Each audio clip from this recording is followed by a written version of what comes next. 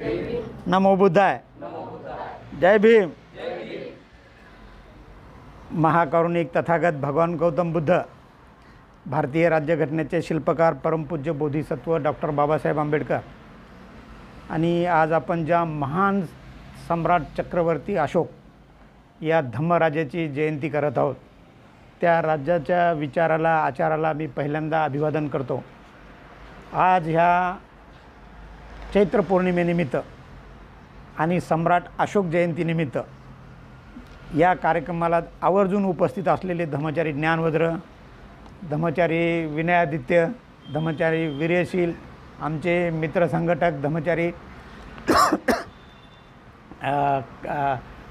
अमित रुचीजी आणि सर्व माझ्या महिला बंधू आणि भगिनींनो, आपल्याला कल्पना आहे की हा जो कार्यक्रम सम्राट अशोक जयंतीचा होता तो काही दिवसापूर्वी अगोदरच होता, पण त्या दिवशी खूप मोठा पाऊस पडला आणि पाऊस पडल्यामुळे आपल्याला असं ठरवलं आपल्या कार्यकारिणीने की बाबा हाच कार्यक्रम आपण चैत्र पौर्णिमेच्या दिवशी घ्यावा। आणि चैत्र पौर्णिमेच्या दिवशी बोलण्याची मला खरोखरच खूप चांगली संधी मिळालेली आहे आणि एवढ्या मोठ्या संख्येने आपण उपस्थित झालेलं आहे त्याबद्दलसुद्धा मी सगळ्यांचा आभारी आहे। अतिशय सुंदर असं सूत्रसंचालन केलेलं आहे, वंदना घेतलेली आहे आणि आपल्या सगळ्यांनी माझी जी काही परिचय करून दिला महेंद्र कांबळेंनी तो सुद्धा ऐकला आणि मला वाटलं की खरोखर यांनी जे काही सांगितलेलं आहे त्याला मला आता किती म्हणजे प्रामाणिक त्याने उतरता आलं पाहिजे, म्हणजे त्यांच्या ह्या प्रत्येक शब्दाला मला खरं करता आलं पाहिजे, ह्या दृष्टीनं मी प्रयत्न करेलच अवश्य। तर आपल्याला माहीत आहे की आपल्या ह्या त्रिरत्न बौद्ध महासंघ येरवडा केंद्राच्या वतीनं गेले अनेक वर्षांनी आपल्या संघाची जशी निर्मिती झाली तेव्हापासून आपण अनेक महामानवांच्या जयंत्या करतो।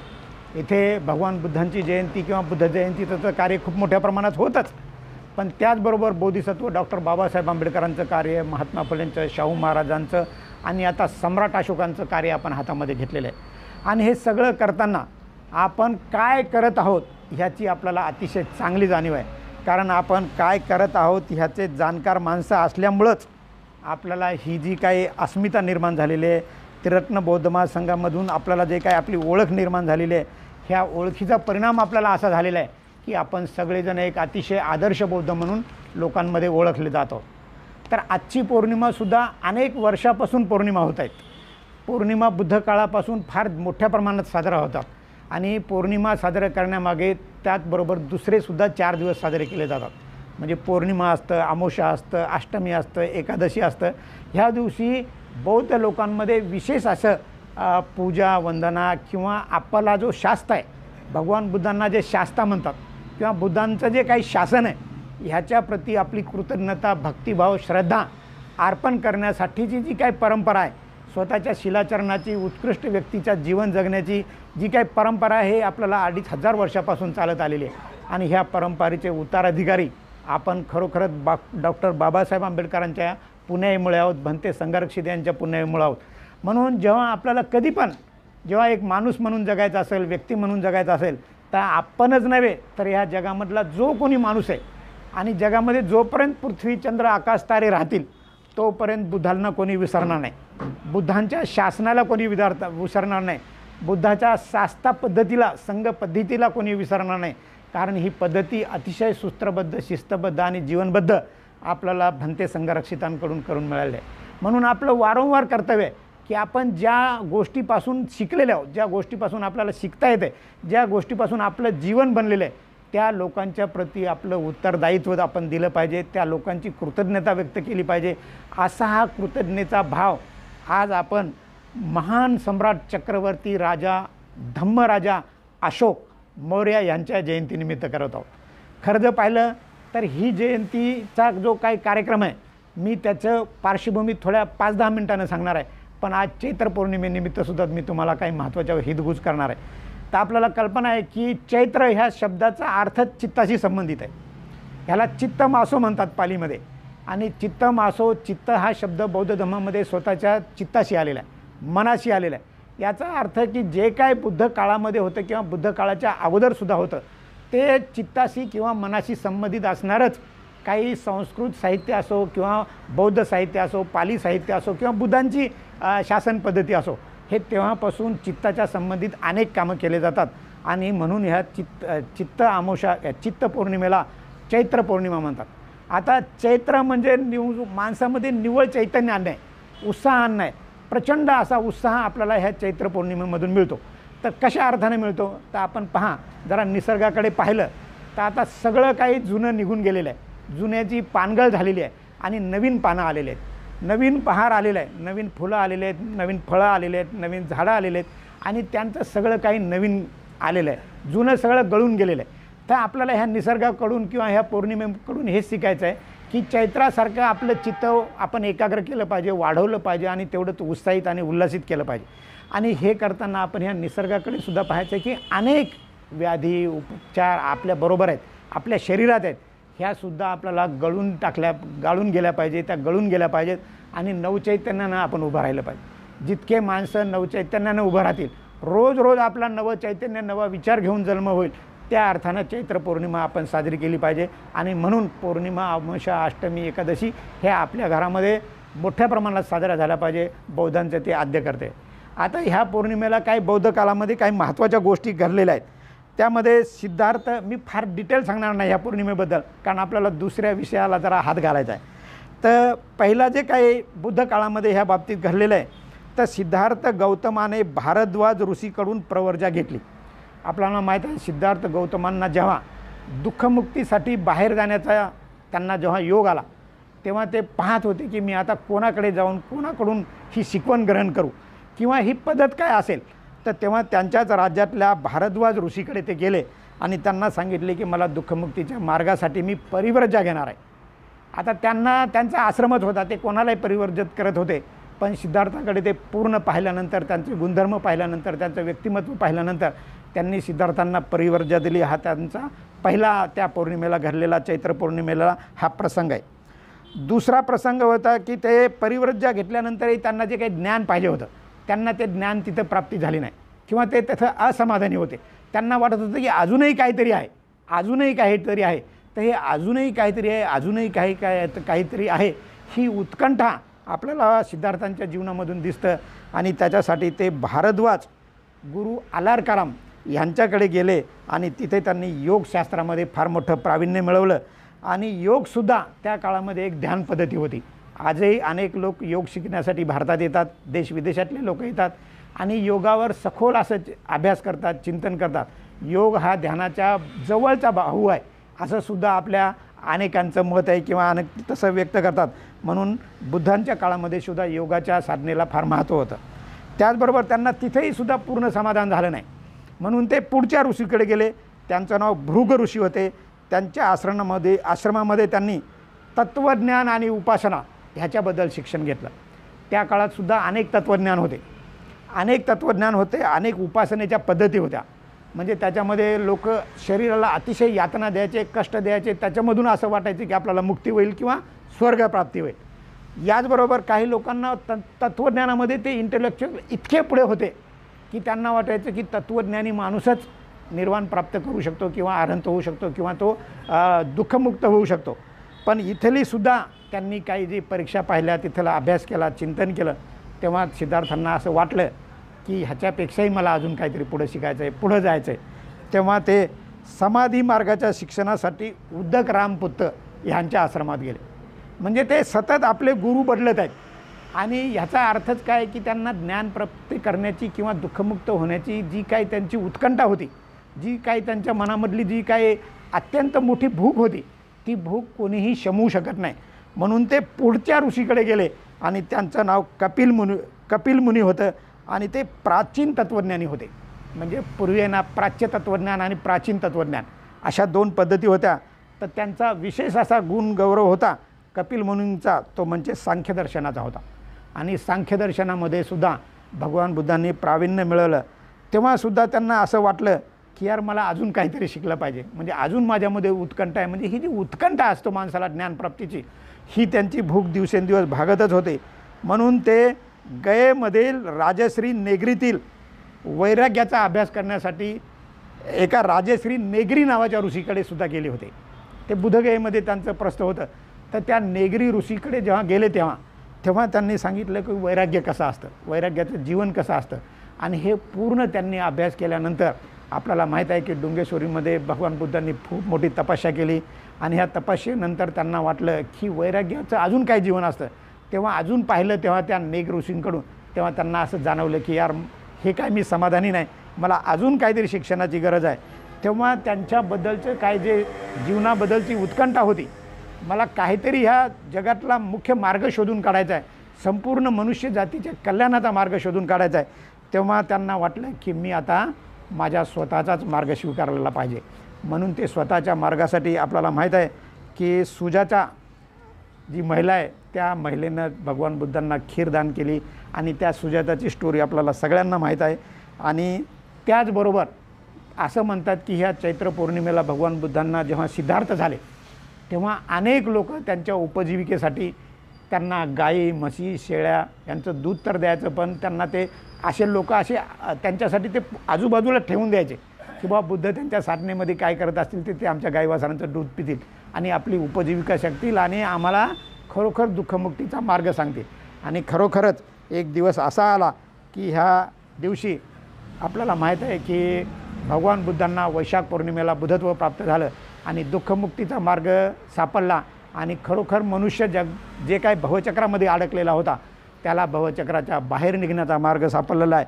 आणि म्हणून बौद्ध लोकांनी आपल्याला जेव्हा हा बौद्ध धर्म बाबासाहेबांकडून मिळाला तेव्हा आपण बाबासाहेबांचे लक्ष धन्यवाद व्यक्त केले पाहिजे की दर पौर्णिमेला बौद्धांनी बुद्धविहारात गेलंच पाहिजे. कारण बुद्धविहाराशिवाय बौद्ध ट्रेनिंग मिळत नाही, बुद्ध होण्याचं प्रशिक्षण मिळत नाही. म्हणून प्रत्येकाने बौद्ध भिक्षू म्हणजे बौद्ध विहारात गेलं पाहिजे. असंही सुद्धा म्हणलं जातं की आपल्याला जे काही बौद्ध विहारामध्ये जातो आपण त्यावेळेस आपण बौद्ध भिक्षूकडून किंवा दशशील पालन करणाऱ्या भिक्षूंकडून आपण त्रिशरण पंचशील घेतलं पाहिजे आणि त्या त्रिशरण पंचशील अष्टशिलाचं पालन आपण दर दिवशी, दर पौर्णिमेला, दर अमावस्येला, दर अष्टमीला, दर चतुर्थीला आपण जाणीवपूर्वक केलं पाहिजे. आपण त्या दिवशी उपवास केला पाहिजे, आपण त्या दिवशी दान दिलं पाहिजे. त्याचबरोबर आपण भिक्खू संघाचा किंवा आपल्यापेक्षा जे आचरणशील लोक आहेत, धम्मचारी आहेत, धम्ममित्र आहेत, त्यांच्या सहवासामध्ये संपर्कामध्ये राहिलं पाहिजे आणि अशानंच आपला विकास होणार आहे. कारण आपण पाहतो की जोपर्यंत आपण आपल्या ज्ञानाचाही वाढ व्हावी, आपण जर दुःखमुक्त व्हावे, आपण स्वतःला वाटत असेल किंवा आपण इतरांचा पेक्षा वेगळा माणूस वाटत असेल तर आपली बुद्धांसारखी भूक वाढवली पाहिजे, ज्ञानाची भूक वाढवली पाहिजे. आपल्याला खाण्याची भूक लागतं, पण खाणंसुद्धा किती असलं पाहिजे की आपलं आयुष्यमान चालेल एवढंच असलं पाहिजे. पण ज्ञानाची भूक हे अतिशय उंच म्हणजे डोंगराच्या उंच किंवा ज्याच्या उंचीकडे पाहू शकत नाही. बुद्धांच्या ज्ञानाच्या उंचीकडे आत्तापर्यंत कोणी पाहू शकले नाही. कारण बुद्धांचं नाव ग्रह ताऱ्यांना, चंद्र सूर्यांना दिलेलं आहे. म्हणजे एवढं प्रकांड पंडित बुद्धांचं जे तत्त्वज्ञान होतं हे आपल्याला ह्या बुद्धांच्या तत्त्वज्ञानातून शिकायला मिळतं आणि आपण शिकलं पाहिजे. म्हणून ह्या पौर्णिमेच्या दिवशी मी असं म्हणेल की जे काही सर्वसामान्य माणसं आहोत, आपण सगळेजण एकाच परिवारातून आलेले आहेत, एकाच आर्थिक परिस्थितीतून आलेले आहेत, एका जातीतून आलेले आहे. ह्या लोकांना जर काही विशेष व्हायचं असेल, आपलं जर काही जीवन लौकिक जीवन असेल त्याला अलौकिक करायचं असेल, आपल्या आजूबाजूला, आपल्या कुटुंब व्यवस्थेला, आपल्या समाजाला आपल्यामध्ये काय आहे इतरांपेक्षा हे जर दाखवायचं असेल तर ज़्यादातर लोग अपने दिमाग और हुनर का उपयोग करते. आपण यशस्वी होण्यासाठी आपण आपल्या बुद्धीचा उपयोग करतो किंवा आपल्या जवळच्या कौशल्याचा उपयोग करतो.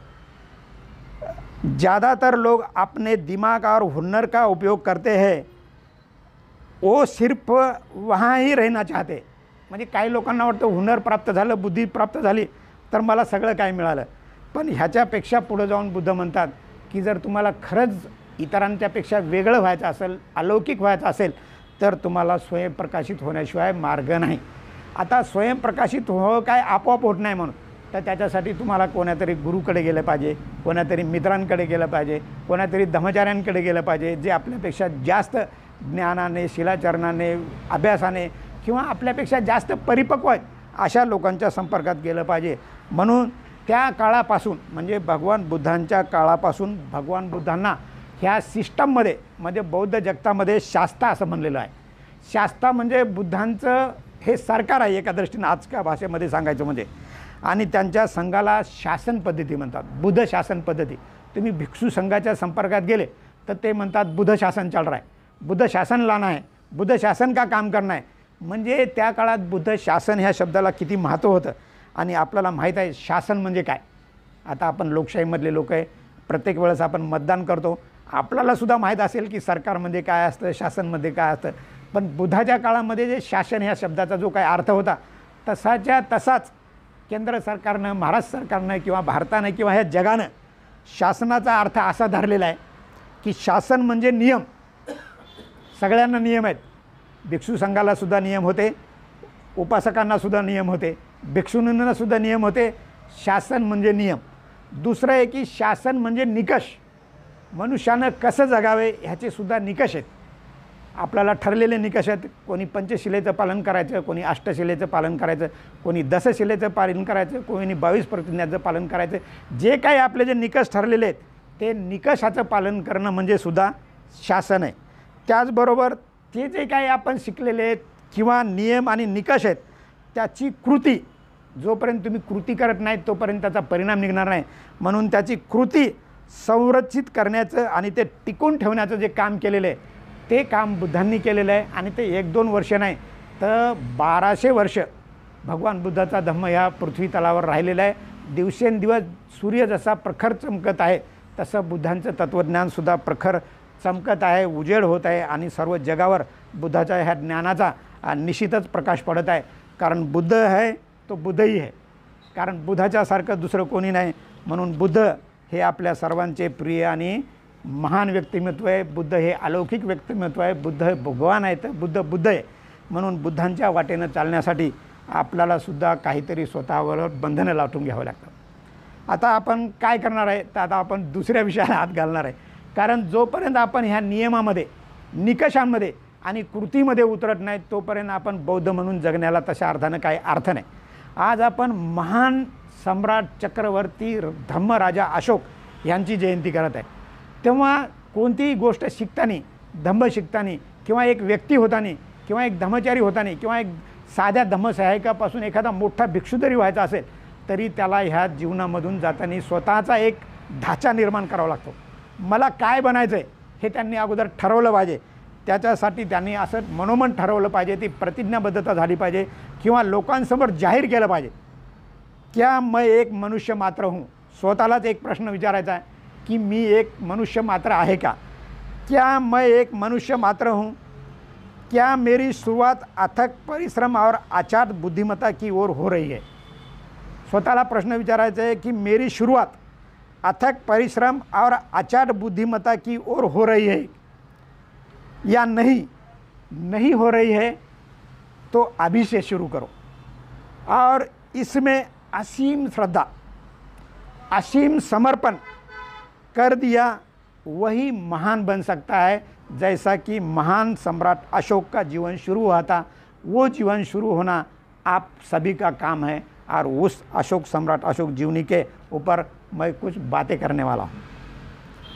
तर आपल्याला माहीत आहे की कुठलेही जर जीवनामध्ये यशस्वी व्हायचे असेल तर पहिल्यांदा आपल्याला श्रुतमय प्रज्ञा आवश्यक आहे. आपण सगळे शिकलेले आहेत आणि श्रुतमय प्रज्ञेनेच आपली बुद्धिमत्ता आणि अचाट परिश्रम करण्याची शक्ती येतं मध्ये. आणि ह्या शक्तीमधून आले की आपलं व्यक्तिमत्व अलौकिक व्हायला सुरुवात होतं. आणि हे सुद्धा व्यक्तिमत्व महान राजा सम्राट अशोक ह्यांचंसुद्धा साधं व्यक्तिमत्व होतं, सामान्य व्यक्तिमत्व होतं, बहुजन समाजातलं होतं. पण त्यांच्या जातीचा उल्लेख अजून कुठेही झाला नाही. पण लोक असं म्हणतात की ते मौर्य होते आणि मौर्य लोक धनगर कुळातले होते. ते धनाचे आगार होते पूर्वी. आणि त्यांचे एक नाही, दोन नाही तर त्यांचे 10 सम्राट या भारतभूमीवर त्यांनी राज्य केलेलं आहे. आत्तापर्यंत दीर्घकाळ एवढे वर्ष 1000 नाही 1000 वर्ष सतत मौर्य घराण्यांनी 10 सम्राटांनी आपलं राज्य ह्या जम्बूद्वीपावर निर्माण केलं. जम्बूद्वीपावर त्यांनी आपली सत्ता निर्माण केलेली आहे. आणि हे 10च्या 10 सम्राट आज ह्या जगामध्ये इतिहासात लोपले गेलेले होते. पण आपलं फारच मोठं भाग्य आहे की या इतिहासाला प्राच्य संशोधक John Marshall, William Jones, Prinsep, हाउससोन, टर्नोर, कनिंगहॅम, ह्युआनसांग आणि फायनहॅन यांनी प्रकाशात आणलेलं आहे. आणि त्याच्याही पुढं महत्त्वाची गोष्ट म्हणजे जेव्हा जेव्हा आपण सम्राट अशोकांच्या संपर्कात येतो किंवा सम्राट अशोकाबद्दल ऐकतो, काही पाहतो, तेव्हा आपल्याला भारताचा पहिल्यांदा झेंडा दिसतो, भारताचा ध्वज दिसतो. हा तिरंगा ध्वज पाहिला तर आपल्या लक्षात येतं की ह्या तिरंगा झेंड्यावर 3 रंग असतात. त्याला 3 रंग आहेत. त्याच्यातला पहिला जो रंग आहे तो केशरी रंग आहे आणि हा केशरी रंग त्याग, देशभक्ती आणि साहसाचं प्रतीक आहे. दुसरा रंग पांढरा आहे, तो शांती आणि सत्यतेचं प्रतीक आहे. तिसरा जो रंग आहे हिरवा आहे, तो हरियाली म्हणजे तुमची ही भरभराटी, नैसर्गिक भरभराटी ह्याच्या वृद्धीचं आणि मातृभूमीच्या पावित्र्याचं प्रतीक आहे. आणि ह्या पांढऱ्या चक्रामध्ये निळं सम्राट अशोकाचं चक्र आहे, त्याला 24 आऱ्या होता. ह्या सगळ्या डिटेल इतिहासामध्ये आपण जाणार नाही, पण या सम्राट अशोकांच्या ह्या गोष्टीमध्ये आपण सगळ्या भारताकडे जरी पाहिलं झेंड्याच्या सह, तर आपल्याला कळेल की सारनाथ येथील अशोक स्तंभावर 4 सिंहाच्या मुद्रा आहेत. त्या 4ही सिंहाच्या मुद्रा 4ही बाजूला मोठ्याने सिंह गर्जना करत असतात आणि हे सिंह गर्जना दुसरं तिसरं काही नसून बुद्धांची वाणी आहे. कारण बुद्धांना सुद्धा सिंहनाद म्हणले जात आहे, सिंह म्हणलेलं आहे, शाक्य सिंह म्हणलेलं आहे. तेव्हा हे बुद्धांच्या ह्या ज्या काही शाक्य सिंहाच्या मुद्रा आहेत ह्यासुद्धा आपल्याला आपल्या ह्या देशामध्ये मोठ्या प्रमाणात पाहायला मिळतात. त्याचबरोबर भारतामधले जे सगळ्यात मोठं आणि जे ब्रीदवाक्य आहे सत्यमेव जयते, हे सुद्धा सम्राट अशोकाच्या जीवनातून आलेलं आहे. आणि सम्राट अशोकाने हे जे बुद्धांची शिकवण आहे सत्यमेव जयते, कारण ह्या जगामध्ये कशाचाही विजय होणार असला तरी केवळ सत्याचाच विजय होऊ शकतो. काही दिवस सत्य परेशान हो सकता है, पराजित भी लग सकता है, लेकिन पराधीन और मतलब नामशेष नहीं हो सकता है. वो कभी ना कभी तो भी किधर से भी चमक ही सकता है, क्योंकि सत्य सत्य होता है, सत्य सूर्य होता है, सत्य का तेज सूर्य जैसा होता है. अशा अर्थाने सम्राट अशोकाच्या ज्या ह्या बुद्धांच्या शिकवणीचं सम्राट अशोकांनी सत्यमेव जयते हे सुद्धा स्वरूप आपल्याला बाहेर आणून दाखवलेलं आहे. त्याचबरोबर आपण पाहतो की ह्या भारताची किंवा ह्या देशाची जी सुरक्षा असतं, ह्या सुरक्षामध्ये घोडदळ, पायदळ, नौदल असे काही जे असतात, आर्मी, एअरफोर्स, नेव्ही, त्याच्यामध्ये सगळ्यात मोठं जे जमिनीवरचे युद्ध असतात ते युद्ध फार पराक्रमी असतात. आणि त्या युद्धामध्ये सगळ्यात मोठा पुरस्कार असतो तो अशोक चक्र पुरस्कार असतो. आपल्याला माहीत आहे परमवीर चक्रसुद्धा पुरस्कार असतो, महावीर चक्र पुरस्कार असतो, कीर्ती चक्र पुरस्कार असतो, वीर चक्र पुरस्कार असतो, शौर्य पुरस्कार असतो. पण अशोक चक्र पुरस्कार हे विशेष प्रसंगी, विशेष लोकांना, विशेष कार्यासाठीच दिला जातो. म्हणून आपल्याला जिथं जिथं जाईल भारतामध्ये तिथं तिथं आपल्याला बुद्धांचं जे काही तत्त्वज्ञान आहे, ज्ञान आहे, हे बाबासाहेब आंबेडकरांनी आपल्यासमोर आणून ठेवलेलं आहे. आणि हे बाबासाहेब जेव्हा सम्राट अशोक वाचायचे तेव्हा बाबासाहेब स्वतः असं म्हणतात की ह्या देशामध्ये महान सम्राट अशोकासारखा दुसरा राजा नाही. त्याचबरोबर बनते संरक्षितसुद्धा असं बाबासाहेबांच्या 3 भेटी झाल्या, त्या भेटी म्हणतात की ह्या देशाला सम्राट अशोकाशिवाय पर्याय नाही. म्हणजे ह्या सगळ्या गोष्टी पाहिल्या तर आपल्याला सम्राट अशोकाच्या जीवनाबद्दल, त्यांच्या कार्याबद्दल, त्यांच्या कर्तृत्वाबद्दल आपल्याला खूपच काही माहिती मिळू शकतं. आणि हे सम्राट अशोकाचं जे कार्य आहे हे आपल्याला पुढं नेताना आपल्या लक्षात येईल की हा महान सम्राट अशोकाचा जो जन्म आहे तो चैत्र शुद्ध अष्टमी, अशोक ज्याला अष्टमी म्हणतात, ते इसवी सन पूर्व 304 मध्ये झालेला आहे. आणि त्यांचा मृत्यू इसवी सन पूर्व 272 मध्ये झालेला आहे. त्यांना फक्त 72 वर्षाचं आयुष्य मिळालेलं आहे. त्याच्यामधले त्यांनी 40 वर्ष हे धम्मकार्यासाठी वापरलेले आहेत. आणि त्याबरोबर धम्मकार्यामध्ये सम्राट अशोकांसारखा महान माणूस जगाच्या पृष्ठभूमीवर कोणी नाही झाला. लोक अनेक इतिहास सांगतात, जो ते ज्याच्या त्याच्या इतिहासाचा सांगतात. आता सगळ्या जगातल्या इतिहासकारांची तुलना जरी आपण केली तर सम्राट अशोकाची तुलना आता जगातले इतिहासकार हे तुलना करण्यासारखं त्यांच्याकडे माणूस नाही. म्हणजे असं एवढं मोठं व्यक्तिमत्व केवळ भारतात जन्मलं, आपल्या ह्या बौद्ध धर्मात जन्मलं, बौद्ध धर्माला त्यांनी चालवत आणलं, इथपर्यंत मोठं करत आणलं. तर खरोखरच त्या सम्राट अशोकाच्या ह्या पूर्वजाबद्दल, त्यांच्याबद्दल आपल्याला उत्कंठा वाटत असेल की आपण त्यांना ऐकून घेतलं पाहिजे, आपण त्यांच्याकडून शिक्षण घेतलं पाहिजे, सम्राट अशोकांचं जीवन ऐकलं पाहिजे. कारण जे लोक सम्राट अशोकाचं जीवन ऐकतात, जे लोक सम्राट अशोकाचं महानत्व ऐकतात, त्या लोकांमध्ये आंतरपरिवर्तन होतं, आंतरबोध होतो आणि त्यांच्यामध्ये विकासाला मदत मिळते. तर आपल्याला माहीत आहे की माणूस आपोआप मोठा होत नाही. आपोआप मोठा होण्यासाठी काय कोणीच प्रयत्न करत असं नाही.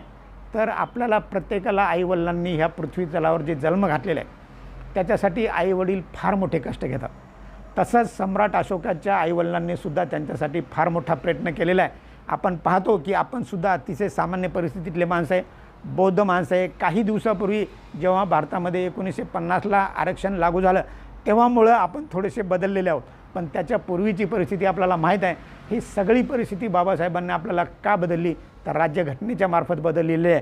म्हणून बाबासाहेबांच्या साहित्यामध्ये त्यांनी एक अतिशय सुंदर अशी कथा टाकलेली आहे की माझ्या लोकांनी कसं जगलं पाहिजे. तर ते बाबासाहेब असं म्हणतात की डेमोटर नावाचा एक राजा होता आणि तो राजा असा खूपच मोठा होता आणि त्या राजाच्यामध्ये जेव्हा त्याला वाटलं की माझा मुलगा चक्रवर्ती झाला पाहिजे, माझा मुलगा महान राजा झाला पाहिजे आणि त्याच्यासाठी तो राणीला गरोदरपणापासूनच असे काही व्यवसाय प्रशिक्षण ट्रेनिंग द्यायचा. पण आता आई असतं, वडील असतं, जे ते आपापल्या परीनं आपलं मूल घडवण्याचा प्रयत्न करत असतात. असे अनेक प्रयत्न करत असताना ही गोष्ट एका डिमेटर नावाच्या देवतेच्या कानावर जातं आणि तिलासुद्धा वाटतं की ह्या जगामध्ये आपल्या ह्या राज्यामध्ये आपल्याला जर महान माणूस घडवायचा असेल तर काहीतरी महान कष्ट घेतले पाहिजे त्या माणसाने, त्याला काहीतरी महान प्रकारे घडवता आलं पाहिजे, त्याच्यावर तसे ठोके किंवा टाके टाकले पाहिजे. अशा दृष्टीनं ती बाई मोलकर्णीचा रूप धारण करून त्या राजाश्रयामध्ये जाते, राजगृहामध्ये जाते आणि त्यांना म्हणते की मला तुमच्या इथं दासीचं काम करायचं आहे. आणि ते दासीचं काम तिला मिळतं तिथे आणि दासीचं ते काम करता करता ती त्या मुलाचा सांभाळ करायची आणि मुलाचा सांभाळ करताना त्याला खाऊ पिऊ घालणं, त्याची स्वच्छता करणं, त्याला शिक्षण देणं, त्याचं सगळं करणं ही बाई खूपच तन्मयतेने करायची. कारण ही काही साधीसुधी बाई नव्हती, ही त्या देशाची देवता होती. आणि ही करत असताना सगळा राजवाडा 12च्या नंतर 11च्या नंतर झोपून जायचा आणि झोपल्यानंतर ही डिमेटर देवता काय करायची, त्या बाळाला घ्यायची, पाळण्यातून काढायची आणि अग्नीवर अशी त्याला उलटं ठेवायची, उलटं करायची, इकडं तिकडं करायची, त्याला आगीचे चटके द्यायचे आणि चटके देऊन देऊन त्याचं शरीर तिनं इतकं स्ट्रॉंग बनवलं, त्याची मानसिकता इतकी स्ट्रॉंग बनवली की त्याच्यावर कशाचाही परिणाम होत नव्हता. तो बाळ असा चमकत होता. तुम्हाला माहीत आहे जितकं सोनं तापवलं तितकंसुद्धा ते चमकदार आणि प्रखर दिसतं. तसंच त्या बाळाला त्या आईनं प्रखर आणि चमकदार केलं पाहिजे. तसंच आपल्या इथल्या सगळ्या महिलांनी आपलं काय जबाबदारी आहे, आपली निश्चितच ही जबाबदारी आहे की चांगला संसार करणं, चांगले मुलं घडवणं. आणि चांगले मुलं घडवताना आपोआप घडत नाहीत, त्या माताला त्या पित्याला विशेष परिश्रम घ्यावे लागतात. आपल्या संघाच्या बाबतीतलं मी तुम्हाला सांगतो, आपल्या जवळचे धर्मचारी ज्ञान वगैरे यांचे एक जावई आहेत मुकेश जाधव, त्यांचे वडील त्याला तबला वाजवण्यासाठी डोक्यावर न्यायचे आणि आज तो मुलगा आंतरराष्ट्रीय कीर्तीचा तबलावादक झालेला आहे. त्यांचाच नातू ते सोनाली जाधव डोंगरे, तर ती स्वतःचं सगळं समर्पण विसरून त्या मुलाला लॉंग टेनिससाठी कुठेही घेऊन जायची आणि तिकडंच डबा खायची, तिकडंच राहायची. तिनं उन्हाची पर्वा केली नाही, पावसाची पर्वा केली नाही. तो मुलगा आज इंटरनॅशनल लेवलला खेळतो. त्याचबरोबर आपल्याला हे सुद्धा माहीत नसेल किंवा असेलही, इथं धर्मचारी अमित रुचे आहेत, त्यांचे जावई, त्यांचासुद्धा मुलगा आज त्याचं जे वैज्ञानिक संशोधनाचं जे काही संशोधन झालेलं आहे ते आज राष्ट्रीय स्तरावर गेलेलं आहे.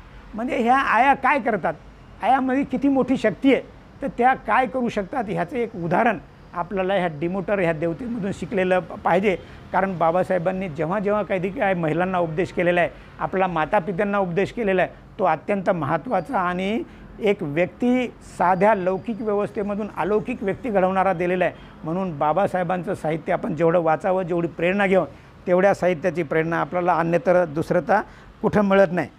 म्हणून ह्या सम्राट अशोकाचे जे काही आजी आजोबा होते, त्यानंतर त्या अशोकांच्या वडिलांचं नाव राजा बिंबिसार होतं आणि त्यांच्या आईचं नाव देवी होतं. आता ही देवी जी आहे ना, ही असं म्हणतात की त्या काळातली आदिवासी परिसरातील बाई होती, महिला होती आणि तिच्या वेळेस त्या काळामध्ये बौद्ध धर्माचा फार मोठा पगडा होता. बौद्धांबरोबरच त्या काळामध्ये जैन ऋषींचं सुद्धा फार मोठं प्रस्थ होतं, म्हणजे बौद्धांचंच होतं असं काय नाही. पण ही महिला आहे ना, बौद्ध धर्माचा फारच अभ्यासक होती, चिंतक होती आणि ती बौद्ध धर्माची चांगली उपासिका आणि अनुयायी होती. तर तिच्यावर त्या बौद्ध धर्माचे संस्कार असल्यामुळं ती त्या बाळाला घडवण्यामध्ये तिचं खूपच मोठं श्रेय आहे. आणि जसा जसा सम्राट अशोक मोठा होत गेला तसं तसं सम्राट अशोकाच्या ह्या राजधानीचं वैभव, म्हणजे त्यांची राजधानी आत्ताची पटना, पूर्वीचं पाटलीपुत्र हे होतं. त्याच्यामध्ये त्या पाटलीपुत्राची जी निर्मिती करण्याची जी गोष्ट होती हे चंद्रगुप्त मौर्याची होती. म्हणजे चंद्रगुप्त मौर्य हे सम्राट अशोकाचे आजोबा होते, म्हणजे राजा बिंबिसारचे ते वडील होते. तर ह्या चंद्रगुप्त मौर्यांनी म्हणजे त्यावेळेस बौद्ध संस्कृती आणि ब्राह्मण संस्कृतीचा जो वाद असायचा, जे भांडणं असायचे, ह्या संस्कृतीच्या मध्ये यांनी बौद्धांच्या ह्या श्रमण संस्कृतीला, नाग संस्कृतीला ह्या लोकांनी स्वीकारलं, मौर्य वंशांनी स्वीकारलं. आणि ह्या मौर्य वंशांनी चंद्रगुप्त मौर्यांनी आपलं एवढं मोठं साम्राज्य निर्माण केलं आणि त्याची पाटलीपुत्र एवढी मोठी राजधानी निर्माण केली की त्याच्यामध्ये अलेक्झांडर सिकंदरची सुद्धा काहीच नव्हती. म्हणजे असे जगातल्या जडणघडणीमध्ये सेल्युलस, निकोटर किंवा ह्या ज्या काही जे मोठे मोठे लोक होऊन गेले त्यांच्या राजधान्या, त्यांचं वैभव, ह्याची जी पायाभरणी आहे ते सम्राट चंद्रगुप्त मौर्यानं केलेली आहे. आणि ह्या मौर्याची ही जी काही सम्राट चंद्रगुप्त मौर्यानी जे काही आपण जे 10 त्यांचे जे काही वंशज म्हणतो किंवा 10 पिढ्या म्हणतो किंवा दस राजा म्हणतो, दसबल म्हणतो, 10 जे शब्द आलेला आहे हा या मौर्य वंशामधून आलेला आहे. हा आताचा मौर्य म्हणजे मोरे लोक आहेत, कारण ह्याचंसुद्धा अनेक लोकांनी संशोधन केलेलं आहे. तर आपण ते संशोधनसुद्धा वाचू शकता. तर चंद्रगुप्त मौर्य ह्या मौर्य साम्राज्याचा संस्थापक आहेत. त्याच्यानंतर बिंदुसार मौर्य म्हणजे ह्यांच्या, त्याच्यानंतर सम्राट अशोक मौर्य, त्याच्यानंतर कुणाल मौर्य, त्याच्यानंतर दशरथ मौर्य, त्याच्यानंतर संप्रती मौर्य, त्याच्यानंतर शालिक मौर्य, त्यानंतर देववर्मा मौर्य, त्याच्यानंतर 9वे आहेत शतधन्वा मौर्य आणि 10वे मौर्य राज्य आहेत राजा बृहद्रथ मौर्य. तर हे 10 राज्ये त्यांनी जवळपास 1000 वर्ष ह्या देशावर राज्य केलं, ह्या जंबूद्वीपावर राज्य केलं. आणि ह्या राज्यामध्ये त्यांनी जी काही आपली महत्त्वाची भूमिका निर्माण केलेली आहे. आणि आज जगाला सबंध जगाला आज कशाची ओळख आहे तर भारत काय फार मोठा आर्थिक प्रगतिशील आहे म्हणून नाही, भारत काय तंत्रज्ञानामुळे पुढे जातो म्हणून जगामध्ये भारताची ओळख नाही, किंवा भारत काही अजून कुठले तरी शौर्य गावतो किंवा स्पेस टेक्नॉलॉजीमुळे प्रगत झाला म्हणून नाही. तर जगामध्ये भारताला याची ओळख आहे की भारत हा बुद्धांचा देश आहे, भारत हा मौर्यांचा देश आहे, भारत हा आचरणशील, ध्यानी, मनी, विद्वान लोकांचा देश आहे. आणि ह्या देशांची जडणघडण करणारा जो सम्राट मौर्य अशोक आहे, जो महान राजा होऊन गेलेला आहे, त्या राज्याने सबंध जंबूद्वीप हे आपल्या एका छत्रामध्ये आणलेलं आहे. आणि ह्या एका छत्रामध्ये आणण्यासाठी त्या सम्राट अशोकाला जो संघर्ष करावा लागलेला आहे तो संघर्ष पाहताना सुद्धा आपल्याला सुद्धा असं वाटेल की खरोखरच यार एक माणूस एका आयुष्यामध्ये एवढं काम करू शकतो जर माणूस ध्येयानं प्रेरित असेल, उद्देशानं प्रेरित असेल, आपली निष्ठा, श्रद्धा, आदर्श जर निश्चित असतील तर कोणताही माणूस कोणतेही ध्येय साध्य करू शकतो. हे आपल्याला त्यांच्या जीवनामधून शिकता येतं. म्हणून सम्राट अशोकाने ह्या सगळ्या मौर्य साम्राज्यासह भारताला जंबूद्वीप ही अशी संज्ञा दिलेली आहे. आणि त्यांनी अनेक राष्ट्र आपल्या बाजूचे पाकिस्तान असो, बांगलादेश असो, श्रीलंका असो, थायलंड असो, म्यानमार असो, हे सगळे राष्ट्र एकामध्ये विणलेले होते आणि त्याला जंबूद्वीप नाव असं दिलेलं होतं. आपल्याला माहीत जंबू म्हणजे महान, मोठा आणि द्वीप म्हणजे प्रकाशमान होणारा द्वीप. अशा अर्थाने या जंबूद्वीपाची सगळ्या जगामध्ये ओळख आहे. आणि त्याचबरोबर केवळ राज्य हे सम्राट अशोकाने तलवारीच्या जोरावरच जिंकलं असं नाही, तर धम्म अशोकानं जे नंतरचं राज्य जिंकलेलं आहे ते खरोखर माणसाच्या मनपरिवर्तनाचं राज्य आहे. कारण सम्राट अशोकांनी फक्त 2च गोष्टीवर राज्य जिंकलेलं आहे. आपल्याला माहीत आहे की ह्याच्या अगोदरचा जो सम्राट अशोकाच्या अगोदरचा जो जीवन आहे तर त्यांच्या जीवनामध्ये त्यांनी एक खूप मोठी लढाई पाहिली. आणि त्या लढाईपेक्षा त्यांचं जे पुढचं जीवन आहे, कलिंगच्या लढाईच्या पुढचं जीवन आहे, ते कलिंगच्या जीवनचं त्यांनी त्या 2च गोष्टीवर जिंकलेलं आहे. ते म्हणजे सत्य आणि दुसरं म्हणजे अहिंसा. ह्या 2 गोष्टीमुळे सम्राट अशोक महान बौद्ध सम्राट झालेले आहेत, महान धम्मशासक झालेले आहेत, महान धम्मदायी झालेले आहेत. एवढंच नव्हे तर महान धम्मदायकसुद्धा झालेले आहेत. अशा अर्थाने बौद्ध धर्माच्या प्रचार प्रसारासाठी धम्मदायक होणं हे कोणाचंही काम नाही.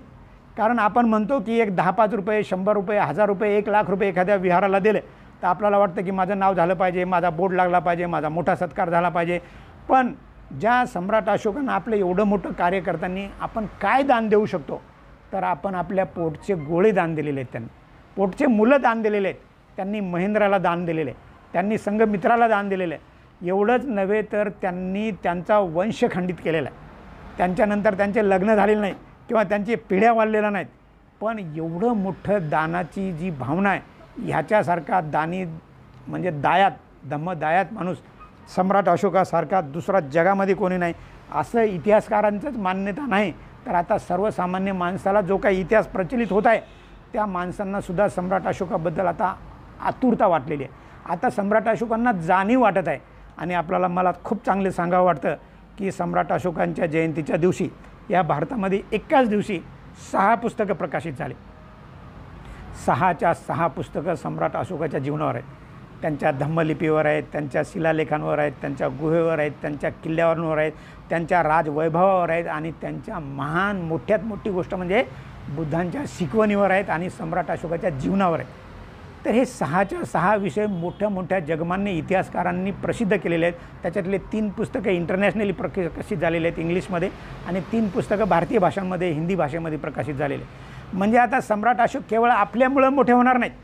आता जगत सम्राट अशोकांना पाहू इच्छितं, जगत सम्राट अशोकांना त्यांचं महानत्व पाहू इच्छितं. आणि आता तुम्ही आम्ही किंवा कोणते ब्राह्मण किंवा कोणते क्षत्रिय सम्राट अशोकाला रोखू शकत नाही. कारण क्षत्रियत्व कधी चमकतं हे आपल्याला माहीत असेल. कारण तो राजा जर धम्मज्ञानी असेल, राजा जर धम्मदायी असेल, राजा जर सत्यवचनी असेल, राजा जर निष्कलंक आणि सूत्राने आणि शिलाने शिष्टाचारी असेल, तो राज असेल, तो आपल्या मुलावर वात्सल्य जर प्रेम करत असेल, तोच राजा ह्या इतिहासानंतरसुद्धा चालणार आहे. जरी ह्या राजाला भूमिगत केलं असलं, काळाने मागे टाकला असेल, पण येणारा अतिशय सुवर्ण काळ आहे आणि ह्या सुवर्ण काळामध्ये हा सम्राट अशोकाचा इतिहास निश्चितच पुढं जाणार आहे. सम्राट अशोकाची सगळ्यात महान जी शिकवण होती ते त्यांच्या नैतिक जीवनाची होती. म्हणजे भगवान बुद्धांची तर जीवन त्यांनी आपल्या दगडावर लेखून ठेवलेलं आहे. कारण त्या काळात पानावर लिहिण्याची लिपी अस्तित्वात आली होती, पण त्यांना वाटत होतं की पानावर लिहिलेले किती काळ टिकेल.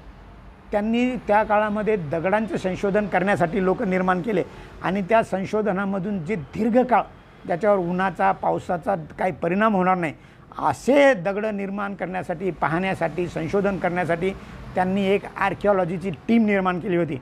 आणि त्या टीमच्या मार्फत त्यांनी असे मोठमोठे शिलालेख तयार करून ठेवलेले आहेत. आणि ते शिलालेख तुम्हाला जिथं जाईल तिथं मिळतात भारतामध्ये. कारण त्या शिलालेखांवर सुद्धा एक खूप मोठा अभ्यास होऊ शकतो. इतके शिलालेख आता सम्राट अशोकांनी निर्माण करून ठेवलेले आहेत. असं म्हणतात की ते 84,000 शिलालेख आहेत. आपल्याला फार तर बुद्धांची शिकवण पंचशील सांगता येईल, अष्टशील सांगता येईल. जास्त अभ्यासू माणूस असेल किंवा घोकमपट्टी करणं असा असेल तर तो दशशीलसुद्धा सांगू शकेल, एका दमात सांगू शकेल. पण 84,000 बुद्धांच्या शिकवणी संकलित करणं, आपल्या जीवनात उतरवणं आणि येणाऱ्या भवितव्याच्या भारतासाठी दगडावर लिहून ठेवणं हे साधं काम नाही, कोणाचंही काम नाही आणि आत्तापर्यंत कोणत्याही राज्यानं काम केलेलं नाही. राजे झालेत, अनेक राजे झालेत या देशावर, पण त्यांनी सत्ता संपत्ती आणि स्वतःचं वैभव वाढवलेलं आहे. ह्याच्याशिवाय धम्म किंवा धर्म त्यांचासुद्धा ते लोक वाढवू शकले नाहीत. कारण त्याचं एकमेव कारण होतं की राजा सम्राट अशोकच स्वतःच सत्यवादी होता, अहिंसावादी होता. हे त्यांच्या 2 गुणधर्मामुळं ते धम्मदायाद होण्यासाठी सुद्धा सम्राट अशोक पात्र झालेले आहेत. त्याचबरोबर सम्राट अशोकांचा सगळ्यात मोठा जो हे आहे, त्या काळामध्ये सुद्धा काही लोक ह्या सम्राट अशोकाच्या कार्याला प्रभावित होऊन सम्राट अशोकाचं कार्यसुद्धा पुढं चालतात. म्हणून आपण कुठं एक लेण्या पाहिल्या, चैत्य पाहिले, स्तूप पाहिले किंवा काही शिलालेख पाहिले तर आपल्याला लक्षात येईल की सम्राट अशोकानंतर चालुक्य, पल्लव, चोल, राष्ट्रकूट ह्या साम्राज्यामध्ये सुद्धा सम्राट अशोकाच्या बुद्ध धम्माच्या इतिहासाच्या नोंदी आढळतात. त्यासुद्धा त्यांनी दगडावर कोरलेल्या आहेत. केवळ महाराष्ट्रामध्ये किंवा उत्तर भारतामध्येच नव्हे तर आपण हे दक्षिणेकडचे मी जे हे लोक सांगत आहेत ह्यांनीसुद्धा आपल्या राज्याचा महान असा दैदिप्यमान इतिहास ह्या भारतासाठी निर्माण करून ठेवलेला आहे. म्हणून सम्राट अशोक हे जेव्हा आपल्याला सांगतात की ही जे काही त्यांनी जे काही बुद्ध शिकवणीमध्ये 24 आऱ्यांचे जे चक्र शिकलेले ह्या चक्राचं जे संशोधन केलेलं आहे, हे चक्र म्हणजे त्या काळातलं फार मोठं संशोधन होतं. कारण ह्या चक्रामुळंच ह्या देशामध्ये जी काय प्रगती झालेली आहे ह्या चाकामुळं झालेली आहे.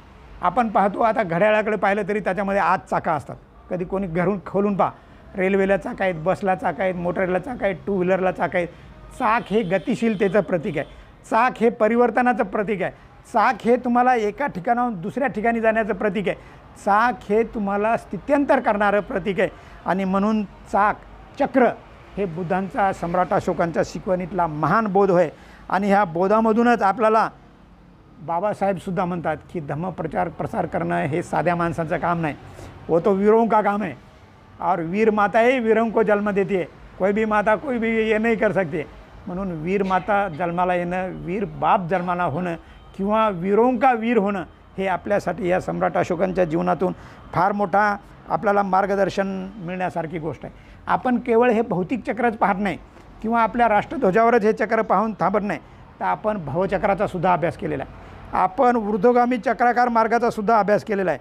आणि चक्र हे आता आपला सांस्कृतिक ठेवा झालेला आहे. काही ठिकाणी विशेषतः तिबेटियन बुद्ध विहारामध्ये चक्र दाखवलं तरीच काही लोक समजून जातात की ह्या विहाराला काय सांगायचं आहे, ह्या बौद्ध संघाला काय सांगायचं आहे. म्हणजे इतकं ह्या चक्रांमध्ये महत्त्व आलेलं आहे. आणि हे महत्त्वसुद्धा आपल्याला सम्राट अशोकांनी ह्या आश्चर्यकारक, आनंददायक, उल्हासित अशा व्यक्तिमत्वापासून आपल्याला बनवलेलं आहे. म्हणून सम्राट अशोकाचं जीवन हे इतिहासकालीन आहे. आता 2500 वर्ष झाले, ते आता जुनं झालं आहे, शिळं झालं असं कोणी म्हणू शकत नाही. कारण माणसाला माणूस म्हणून जगायची कोणती जर प्रेरणा घेत असेल, माणसाला आशावादी जर कोणी बनवत असेल, तर सम्राट अशोकाचं जीवन बनवतं. कारण बाबासाहेबसुद्धा म्हणतात की आशावादी होण्यासाठी तुम्हाला धर्माची फार आवश्यकता आहे. नाही तर बाबासाहेबांनी धर्मी राहू शकले असते, त्यांनी बौद्ध धर्म घ्यायची काही गरज नव्हती. पण ज्या लोकांना एवढा वैभव प्राप्त झालेला आहे, ज्या भूमीला एवढं वैभव प्राप्त झालेलं आहे, एकेकाळी ह्या भारताला सुवर्णभूमी म्हणलं जात होतं, ह्या 10 सम्राटांच्या काळामध्येच म्हणलं जायचं होतं. तर अशा ह्या सम्राटभूमीमध्ये तुम्हाला अलौकिक व्यक्तिमत्व घडायचं असो, अलौकिक उपासक जरी व्हायचं असेल, तरी सम्राट अशोकाचा जो इतिहास आहे, सम्राट अशोकाची जी प्रेरणा आहे, हे निश्चितच रात्रंदिवस तुम्हाला प्रेरणा देण्यासारखी आहे. कारण सम्राट अशोकाचं जे काही चक्राचं प्रतीक आहे, ते रोज दैनंदिन व्यवहारात क्षणोक्षणी आपल्या अवतीभोवती आहे. म्हणून सम्राट अशोकांचं जे चक्र आहे हे आपल्या पायामध्ये लावलं पाहिजे. कारण म्हणतात जर धम्मप्रचारक व्हायचा असेल, प्रसारक व्हायचा असेल, तर पायात भिंगरी, डोक्यावर बर्फ आणि तोंडात साखर, हे ज्याच्याजवळ आहे तो माणूस धर्मप्रचारक होऊ शकतो. आणि निश्चितच अशा प्रचारकाचा वारसा आपण निर्माण करत आहोत. भंते संरक्षितांनी निर्माण केलेला आहे. बाबासाहेबांनी ही खूप मोठी पायाभरणी आपल्यासाठी करून ठेवलेली आहे. आणि ह्या पायाभरणीमध्ये सम्राट अशोकाचं सगळ्यांचं जे महत्त्वाचं जे अंग आहे, हे परोपकाराचं अंग आहे. म्हणजे केवळ माझाच विकास झाला, माझ्या परिवाराचाच झाला आहे, मीच आरंत झालो एवढ्यापर्यंत ते सीमित राहिले नाही. तर सम्राट अशोकांनी बुद्धांच्या 84,000 शिकवणीमध्ये परोपकारी अंगाचा प्रचार प्रसार करून त्या स्तूपांच्या मार्फत, लेण्यांच्या मार्फत आजही ते शिल्लक आहेत. आपण ह्या स्थळांना भेटी दिल्या पाहिजे. आपण इकडे तिकडे जाण्यापेक्षा निश्चित जावं, तुम्हाला चांगलं जीवन भेटलेलं आहे. पण ह्या जे काही लेण्या आहेत, चैत्य आहेत, स्तूप आहेत, ह्यासुद्धा ठिकाणी आपण गेलं पाहिजे. आणि हा जो सगळा काही जो इतिहास आहे, एका प्रबुद्ध माणसाचा इतिहास, अप्रबुद्ध माणसाला प्रबुद्धत्वाकडे नेणारा इतिहास आहे. म्हणून सम्राट अशोक हे जरी त्याच्या अगोदर, कलिंगच्या युद्धाच्या अगोदर ते अप्रबुद्ध असले, तरी ते स्वतः प्रबुद्ध झालेत. आणि प्रबुद्ध मानवाचा हा जो काही इतिहास आहे, हे काही वाटचाल आहे, हे आपल्याला प्रबुद्ध होण्याच्या, म्हणजे बाबासाहेबांचं स्वप्न साकार करण्याच्या जगाकडे नेणार आहे. आणि म्हणून आपल्याला बाबासाहेबांनी आपल्यावर एक फार मोठी जबाबदारीसुद्धा दिलेली आहे की हे धम्मराज्य बनवायचं आहे. धम्मराज्य आपोआप बनत नाही, घरात बसून बनत नाही. धम्मराज्य भाषणं करूनसुद्धा होत नाही, प्रवचनसुद्धा करून होत नाही. तर धम्मराज्य करण्यासाठी तुम्हाला सत्य शोधण्याची धडपड पाहिजे. करुणेता तुमच्या किंवा आहिस्ता तुमच्या हृदयात उतरली पाहिजे. ह्याच्यासाठी धम्मदायक होण्यासाठी जगाला शांतीची फार गरज आहे. आणि आज सगळे लोक अशांत आहेत, जग अशांत आहे, आपण अशांत आहोत. या अशांत जगाला शांतीची गरज असण्यासाठी बुद्धासारखा समृद्ध, वैभवशाली, परत जर सम्राट अशोकांच्या 10 अशोकांच्या पिढ्यांसारखा देश घडवायचा असेल, तर निश्चितच आपल्याला ह्या गोष्टीच्या विचारधारेनं जावं लागेल.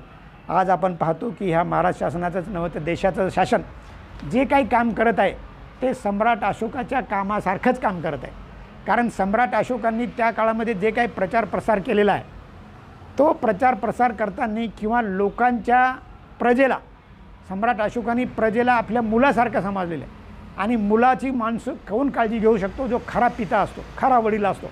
तेव्हा सम्राट अशोकांनी त्यांच्या आयुष्यामध्ये सगळ्यात मोठं काम काय केलं असेल, तर त्यांचा व्यापारिक व्यावसायिक लोक जे असतात, या ठिकाणाहून त्या ठिकाणी पाहुण्याकडे, नातेवाईकाकडे, राज्यामध्ये भ्रमण करणारे लोक असतात, एका ठिकाणाहून दुसऱ्या ठिकाणी जाणारे लोक असतात, ते रस्त्याने जायचे.